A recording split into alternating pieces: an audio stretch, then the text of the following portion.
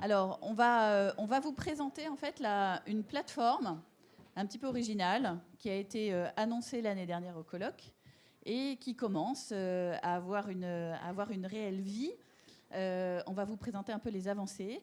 Et donc, sont autour de moi pour en parler Sofiane Oukedouma, qui est notre webmaster et qui a beaucoup travaillé sur l'ergonomie de la plateforme. Et il va vous faire une petite démonstration tout à l'heure. Et Virginie Giraud du PICOM, qui nous a aussi accompagnés dans la réflexion sur cette plateforme. Voilà. Alors, je ne sais pas où est le... Hop, c'est toi qui l'as. Bien. Alors, comment et pourquoi est-ce qu'on a eu l'idée de créer cette plateforme ?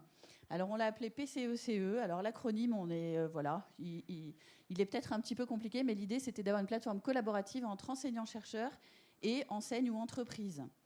Et cette plateforme, en fait, vous pouvez y accéder dès à présent sur le site de l'association Étienne Thiel.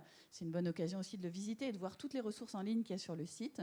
Donc vous voyez effectivement en haut à droite, accès plateforme collaborative. Et c'est à partir de là qu'on peut effectivement rentrer dans cette logique. Alors pourquoi est-ce qu'on a créé cette plateforme ? Il y a plusieurs raisons.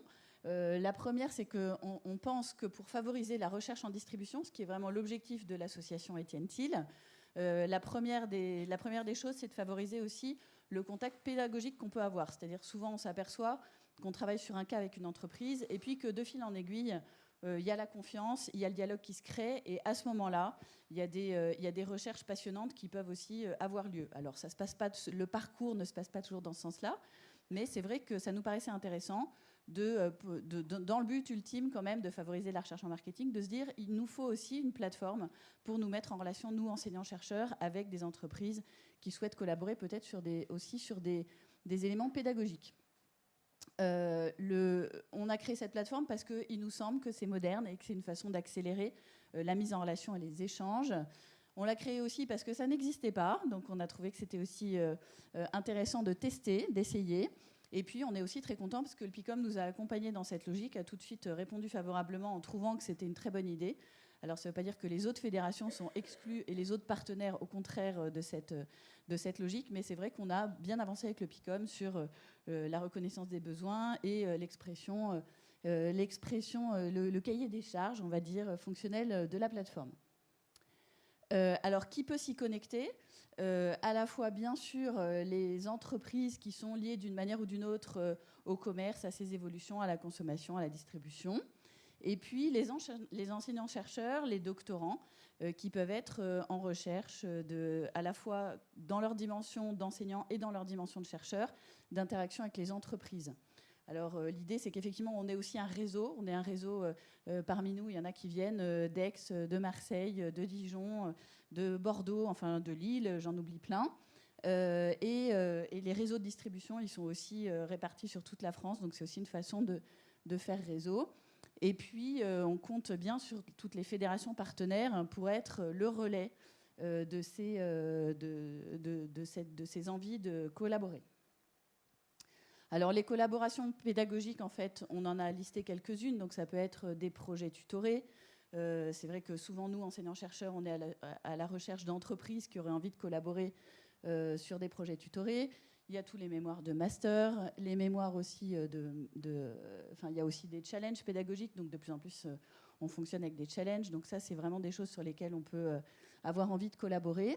Et puis, les collaborations, c'est aussi sur la recherche. Donc, se dire... OK, j'ai un thésard, il cherche une convention CIF pour travailler pendant sa thèse avec une entreprise, ou les étudiants de master recherche, ils ont un gros mémoire à faire et ça peut être super intéressant de les faire travailler sur un sujet qui intéresse les entreprises, et puis tous les projets de recherche que nous, on vit au quotidien. Alors, en testant un peu la plateforme, on s'est aperçu qu'il y avait bien souvent un onglet qui était souvent saisi, qui était autre collaboration. Donc on s'aperçoit qu'on n'a pas tout listé en fait, et c'est justement, on apprend au fur et à mesure. Alors voilà, donc je vais demander à Sofiane de nous faire une petite démonstration de la plateforme, puisqu'il a beaucoup travaillé dessus. Ouais, exactement.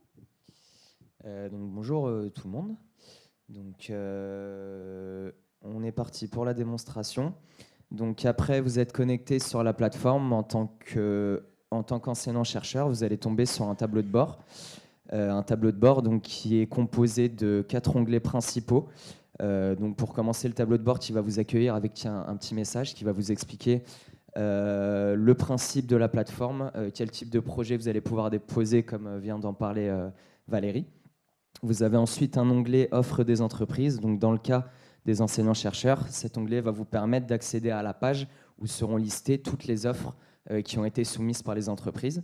Vous avez un onglet offre des chercheurs qui, pour le coup, vous en tant que chercheur, vous permettra de déposer vos offres, de consulter celles que vous avez déposées auparavant, de les modifier ou de les supprimer.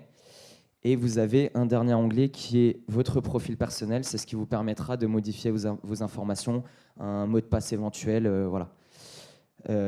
Et dans le cas des entreprises, le principe est le même. On est toujours sur un tableau de bord. Mais par contre, les 2 onglets, donc offre des chercheurs et offre des entreprises, sont inversés.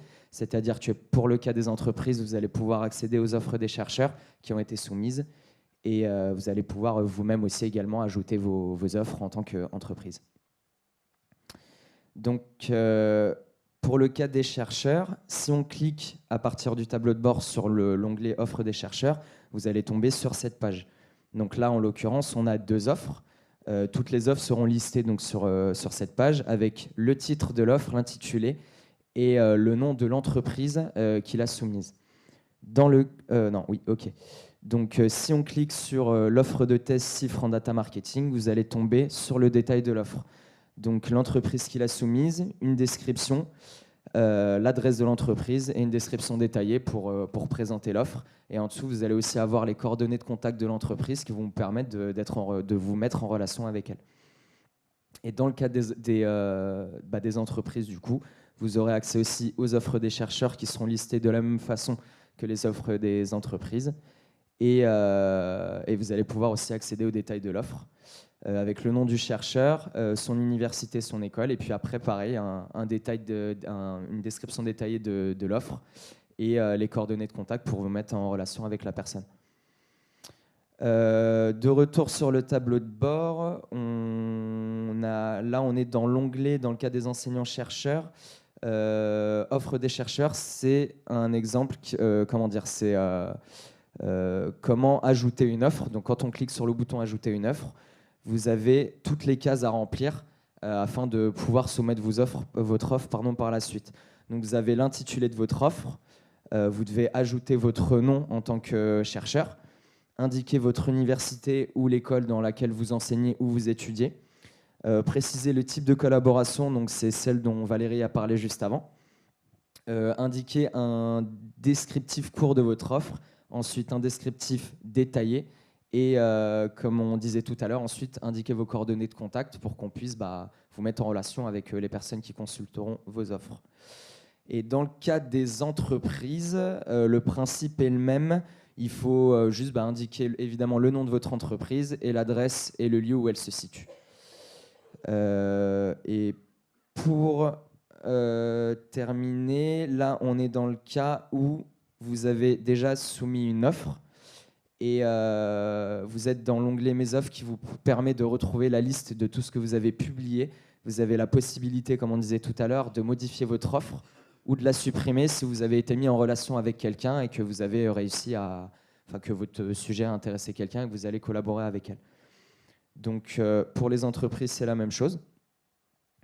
Et on vous a fait une dernière capture d'écran, c'est celle de la gestion de profil, comme on disait tout à l'heure. Ça va vous permettre de modifier votre nom, votre prénom, votre mot de passe, votre adresse mail, etc. Parce que ça peut changer évidemment au cours d'une année. Voilà. Voilà, donc merci beaucoup. On espère que c'est évidemment, on a essayé de rendre ça le plus clair possible. Il y a aussi des tutoriels qui sont proposés, qui ont été faits par Sofiane et qui permettent, si on se pose des questions, de ne pas être perdu dans la nature. Voilà. Alors, en fait, quelques mots sur les principes qui ont guidé cette réflexion. On a passé beaucoup de temps à réfléchir à la manière de garantir la confidentialité de ces offres. Parce qu'évidemment, c'est très important pour les entreprises que les autres entreprises n'aient pas accès aux sujets qu'elles proposent. C'est très important aussi pour les chercheurs qui ont des idées de sujets, qui les soumettent aux entreprises, qui cherchent des terrains, qui cherchent des collaborations, que leurs collègues ne puissent pas avoir accès à ce qui est les prémices, en fait, enfin déjà la première idée qui peut donner bien sûr lieu à publication, etc. Alors, on a, pour faire cela, en fait, il y a 3 grandes procédures qui assurent la confidentialité.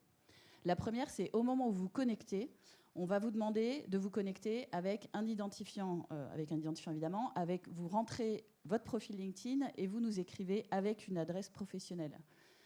Cette adresse professionnelle, c'est bien sûr sur cette adresse que vous sera envoyé le lien qui vous permet d'accéder à la plateforme.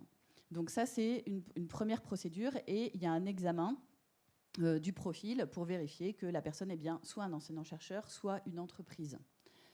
La deuxième chose, c'est qu'au moment de publier une offre, on est là aussi, on va avoir les annonces vont être modérées de manière effectivement à garantir la clarté du message, à vérifier qu'il y a bien un contact. Ça, c'est très important à la fin. Ça, c'est effectivement quelque chose qui est aussi effectué par l'association Étienne Thiel, qui va donc il y a une personne qui va être déléguée par l'association Étienne Thiel pour à la fois contrôler les profils LinkedIn et puis pour contrôler, en fait, pour relire les offres avant qu'elles soient publiées. Ce qui nous paraissait très important dans ce point-là, c'est de dire que la suite du dialogue se fait hors plateforme. Et ça nous paraît très important, parce que sur la plateforme, évidemment, nous n'allons pas finalement mettre des éléments qui sont complètement confidentiels.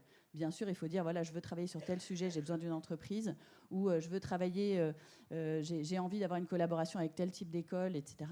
Donc certaines fois, là, les offres qu'on vous a montrées tout à l'heure, Sofiane, c'est des offres qui sont tout à fait publiques, donc il n'y a pas de problème de confidentialité, notamment sur les besoins pédagogiques. Sur les autres, c'est beaucoup plus, c'est évidemment plus délicat. Donc ce qu'on souhaite, c'est que la suite du dialogue, à la fin de l'annonce, il y a un contact mail, un contact téléphonique, et après c'est à l'entreprise d'aller contacter le chercheur, au chercheur d'aller contacter l'entreprise, et le dialogue se poursuit après hors plateforme avec éventuellement rencontres, échanges de données qui peuvent être plus confidentiels. La troisième chose, c'est ce que je raconte ici, c'était pas la peine de mettre 3 points. Donc ce qui est sûr, c'est que à ce moment-là, dialogue hors plateforme. Donc, ce qui est un petit peu compliqué éventuellement, c'est que quand vous allez tous vous connecter, puisque évidemment, je sens que vous allez tous le faire, le premier obstacle, c'est de remplir ce petit questionnaire très rapide, de mettre votre profil LinkedIn, d'envoyer le mail. Il nous faut 24 heures pour vous répondre et pour avoir le temps de prendre connaissance de votre mail et évidemment de vous donner accès à la plateforme. Ensuite, vous allez déposer votre offre et là aussi, il y a un délai de relecture où on vous demande 24 heures également pour avoir le temps de mettre en ligne votre offre. Donc il faut être 2 fois un petit peu patient et persévérer, mais évidemment, ça vaut le coup. Alors, où est-ce qu'on en est ? Donc, depuis quelques semaines, on est en train de le tester avec des collègues, avec des entreprises. Donc, il y a déjà des offres d'entreprises. Il y a aussi des offres de collègues enseignants-chercheurs. Et vraiment, je voulais remercier ici tous ceux qui ont fait la démarche déjà de rentrer des offres. Ça nous a permis, au fur et à mesure, bien sûr, de rectifier les choses. On n'est pas au bout des modifications, puisque, bien sûr, on va avancer au fur et à mesure et découvrir tout ce qu'il faut modifier. Mais voilà, le message est assez clair, en fait. On vous attend. Et on espère, comme vous le savez tous, une plateforme, il faut qu'il y ait à la fois de l'offre et de la demande. On espère qu'il y aura de la curiosité. Ce qui est sûr, c'est que quand vous êtes inscrit, vous allez cocher la case « On espère recevoir les offres des enseignants-chercheurs ou des entreprises ». Et donc, au fur et à mesure, vous allez recevoir de temps en temps des petits mails de l'association Étienne Thiel qui va vous dire « Tiens, il y a une entreprise qui a posté une offre de collaboration. » Et puis, les entreprises recevront un petit mail en disant « Voilà, il y a tel chercheur qui a posté telle offre de collaboration. » Donc, on espère qu'il y aura vraiment à la fois une curiosité réciproque et que ça va permettre de belles histoires qui pourront être racontées dans les colloques ultérieurs. Alors, je voudrais passer la parole rapidement à Virginie pour qu'elle nous dise un petit peu au nom du PICOM pourquoi ils ont accompagné cette démarche et puis ce qu'ils pensent pouvoir en retirer. Merci. Alors, merci à tous. Nous, on a accompagné le projet parce que c'est toujours le rôle du PICOM de travailler à la fois sur des projets de R&D, mais aussi avec la partie plus académique. Donc, c'est le rôle même du PICOM. Alors, pour cette plateforme, l'importance des enseignes, c'est bien sûr de travailler avec un système très large de compétences et d'experts sur différents sujets. Pour la petite anecdote, quand on a co-construit ça avec Valérie, on a déposé nous-mêmes une annonce sur un projet et en fait, on s'est aperçu que quelquefois, on ne sait pas trop se parler sur les mêmes termes. Donc, je vous fais partager le back-office du projet.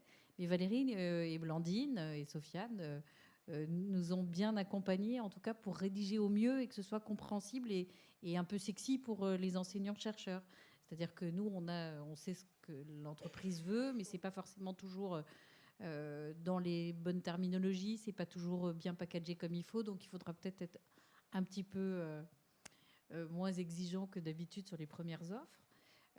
Voilà, il y a de la volonté au niveau des enseignes, et puis ce qu'a dit Valérie, c'est très important pour les enseignes qu'il y ait une confidentialité, donc il y a une modération, et nous, en premier, on portera quelques projets pour notre écosystème et pour les enseignes qui veulent publier. Alors bien sûr, le lien se fera directement avec l'enseigne, mais on sera peut-être, nous, le média pour déposer les offres enseignes par rapport à nos adhérents qu'on a.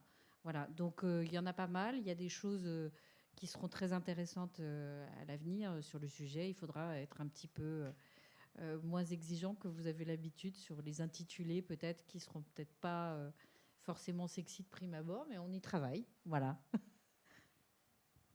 Oui, je pense que nous aussi, il faut qu'on apprenne à rédiger les annonces pour intéresser les entreprises, pour leur donner envie de collaborer avec nous. Donc je pense que c'est voilà, c'est dans la logique de collaborer, d'apprendre ensemble et puis d'arriver à de beaux résultats. Donc je ne sais pas si vous avez des questions sur la plateforme, son mode de fonctionnement, ou si c'est relativement clair. Ça a l'air bon, très bien. Donc, on espère avoir plein de mails et d'inscriptions. Par ailleurs, voilà, je voulais redire en fait un grand merci à Sofiane, parce que c'est Sofiane qui a développé tout le site internet avec la nouvelle identité visuelle depuis 3 ans. Il nous accompagne vraiment là-dessus, avec le bureau de l'association. Sur la refonte du site, sur les éléments de plateforme. Et c'est lui aussi avec qui vous êtes en relation pour les enseignants-chercheurs, pour les inscriptions administratives. Donc voilà, l'envoi des bons de commande, etc. etc. Donc c'est vrai qu'il fait un travail super avec nous depuis des années et c'est vraiment l'occasion de le remercier. Voilà.